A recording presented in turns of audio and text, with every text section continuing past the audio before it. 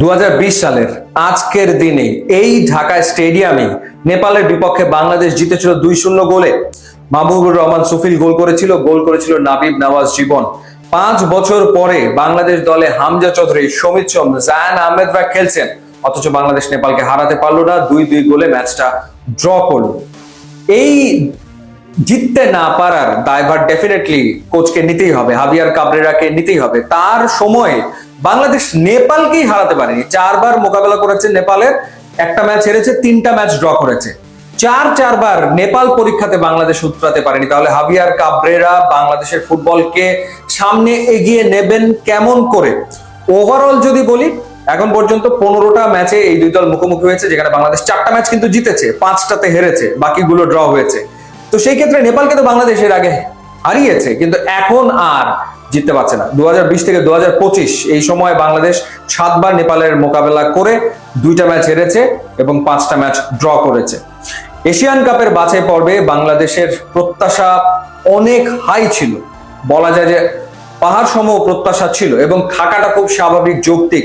হামজা চৌধুরী চলে এসছেন, সমিত সোম চলে এসছেন, জায়ান আহমেদ চলে এসছেন, কিউবা মিচেল চলে এসছেন।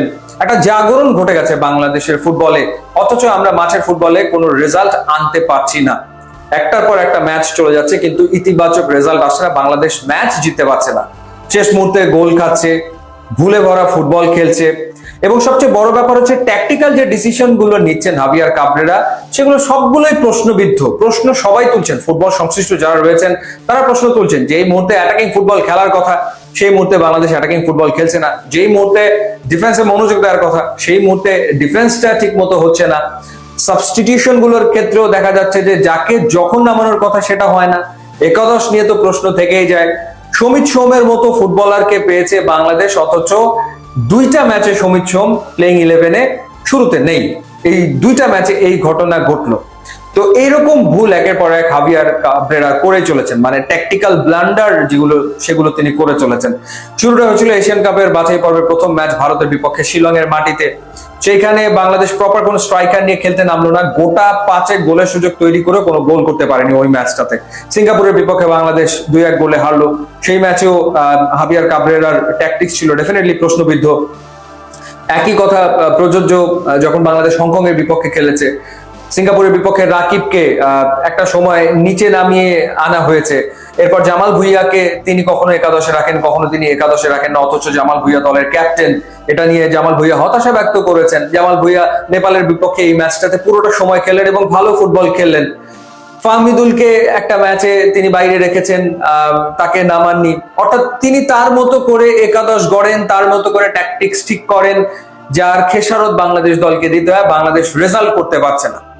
তো কেন, কি কারণে হাভিয়ার কাবরেরাকে তাহলে বাংলাদেশ ফুটবল ফেডারেশন ম্যাচের পর ম্যাচ টেনে যাবে? যেটা শুনছি যে এশিয়ান কাপের বাছাই পর্ব তিনিই শেষ করবেন, এখনো 2টো ম্যাচ বাকি। ভারতের বিপক্ষে 18 তারিখ ঢাকা স্টেডিয়ামে বাংলাদেশ ইন্ডিয়ার মুখোমুখি হবে, এরপরে সিঙ্গাপুরের বিপক্ষে একটা ম্যাচ রয়েছে। বোঝা তো আমাদের হয়ে গেছে যে হাভিয়ার কাবরেরার পক্ষে বাংলাদেশের ফুটবলকে সামনে এগিয়ে নিয়ে যাওয়া আসলে সম্ভব হচ্ছে না। কারণ এইরকম স্কোয়াড পাওয়ার পর, মানে এর আগে যারা বাংলাদেশ দলের কোচ ছিলেন বিভিন্ন সময়, তারা তো এই স্কোয়াড কখনো পাননি। এত ফাইন ফুটবলার্স একসাথে এসছে, তাদেরকে যদি কাজে লাগাতে না পারেন, তাদেরকে দিয়ে যদি রেজাল্ট বের করতে না পারেন, তাহলে আসলে কেমন করে হবে?